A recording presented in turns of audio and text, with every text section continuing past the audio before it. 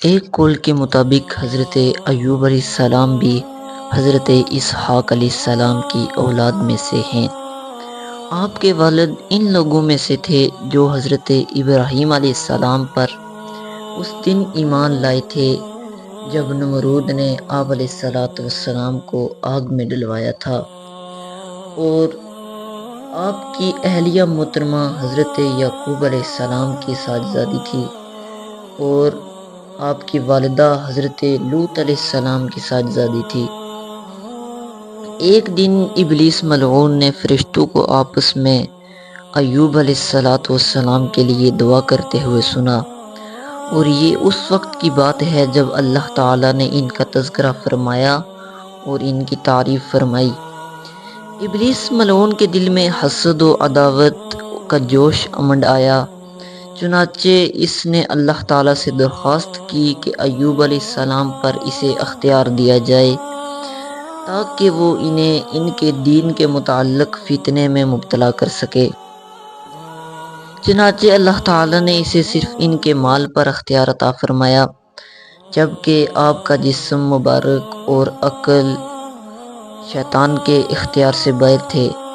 پس شیطان نے بڑے بڑے جنات سے مشورے طلب کیے، کیونکہ حضرت ایوب علیہ السلام کی ملکیت میں ملک شام کا علاقہ بسنیہ اپنی تمام تر آمدنیوں سمیت موجود تھا۔ اس علاقے میں آپ کی 1000 بکریاں تھیں، 500 بیلوں کی جوڑیاں تھیں جنہیں 500 غلام ہنکاتے تھے، اور ہر غلام اپنی بیوی، اولاد اور مال و دولت بھی رکھتا تھا۔ بیلوں کی جوڑی کو جوتنے کا سامان ایک گدھی اٹھاتی تھی۔ کل 500 گدھیاں تھیں، ہر گدھی کے 2-3 بچے، حتیٰ کہ 4-5 بھی ہوتے۔ یہ سب کچھ آپ کی ملکیت تھا۔ ابلیس ملعون نے اپنے کرندوں کو جمع کر کے کہا کہ تمہارے پاس کتنی قوت و طاقت اور علم ہے، کیونکہ اب مجھے ایوب علیہ السلام کے مال پر اختیار مل چکا ہے، اور یہ ایک ایسا زبردست دھچکا ہے جس میں بڑے بڑے لوگوں کا صبر کا دامن چھوٹ جاتا ہے۔ تو ہر وہ جن جس میں آپ کے مال و متاع کو برباد کرنے کی ذرہ برابر بھی صلاحیت تھی، وہ تیار ہو گیا۔ ابلیس نے ان کو فوراً روانہ کیا، اور انہوں نے اس وقت آپ کا سارا مال و دولت ختم کر دیا۔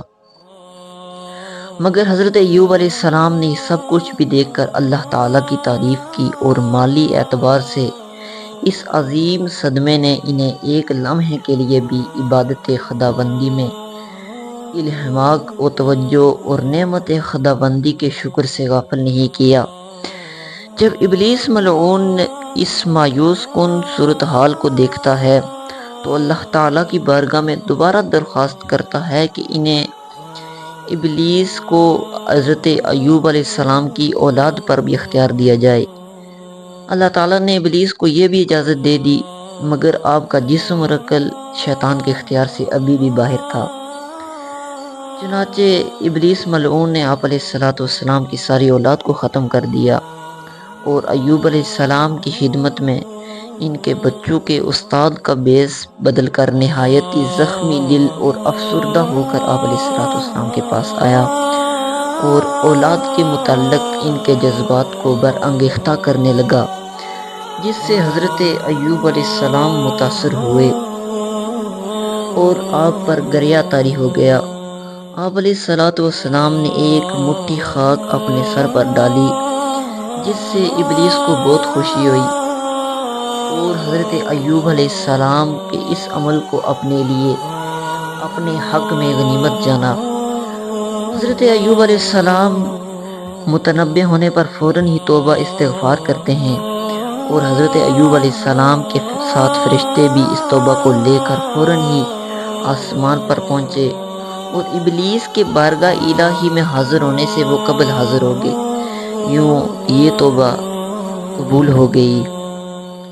پس جب مال و اولاد کی ہلاکت و بربادی کا یہ عظیم صدمہ بھی عبادت خداوندی اور اطاعت شاعری سے نہ ہٹا سکا، تو ابلیس ملعون نے اللہ تعالیٰ سے آپ کے جسم پر اختیار کی درخواست کی، اللہ تعالیٰ نے آپ کے جسم پر بھی اسے تسلط عطا فرما دیا، مگر آپ کی زبان اور دل شیطان کے اختیار سے باہر تھے۔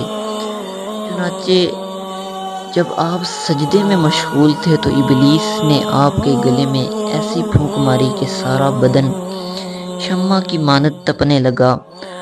آپ کی حالت یہ ہو گئی کہ جسم مبارک میں کیڑے پیدا ہو گئے، جس کی وجہ سے بستی والوں نے آپ کو بستی سے نکال دیا، آپ کو باہر بکریوں کے رہنے کی جگہ پر چھوڑ آئے، اور سوائے آپ کی اہلیہ محترمہ کے آپ کے پاس کوئی نہ جاتا۔ ایسے وقت میں آپ کی اہلیہ کے علاوہ آپ کے پاس کوئی نہ جاتا تھا۔ ان حالات میں آپ کی بیوی آپ کی تیمارداری اور خدمت کے لیے پابندی سے حاضر ہوتی تھی۔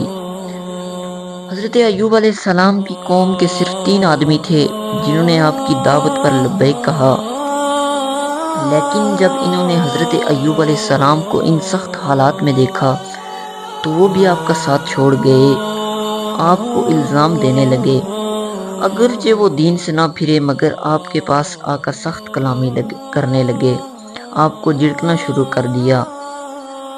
جب ایوب علیہ السلام نے اپنے پیروکاروں کی یہ باتیں سنی تو بارگاہ الہی کی طرف متوجہ ہو کر فریاد و عاجزی کی، جس پر رحمت الہیہ فوراً متوجہ ہوئی، آپ کی بیماری فوراً ختم ہو گئی، آپ کے اہل و عیال، مال و دولت سب کچھ نہ صرف لوٹا دیا گیا بلکہ اس سے دگنا کر دیا۔ اللہ تعالیٰ نے آپ سے فرمایا، اُرْکُضْ بِرِجْلِکَ ھَٰذَا مُغْتَسَلٌ بَارِدٌ وَشَرَابٌ۔ حکم ہوا زمین پر اپنا پاؤں مار، یہ غسل کرنے اور پینے کے لیے ٹھنڈا پانی ہے۔ چنانچہ ایوب علیہ السلام نے اس پانی سے غسل کیا، جس سے آپ کا حسن اور خوبصورتی واپس لوٹ آئی۔ حضرت حسن بصری روایت کرتے ہیں کہ ایوب علیہ السلام بنی اسرائیل میں بکریوں کی جگہ پر تقریباً 7 سال اور کچھ ماہ بے یار و مددگار پڑے رہے، لیکن آپ نے ایک مرتبہ بھی اللہ تعالیٰ سے اپنی اس مصیبت کو دور کرنے کی درخواست نہیں کی۔ پیارے دوستو، اس کہانی سے ہمیں یہ سبق ملتا ہے کہ انسان کو زندگی کے ہر موڑ پر صبر کرنا چاہیے۔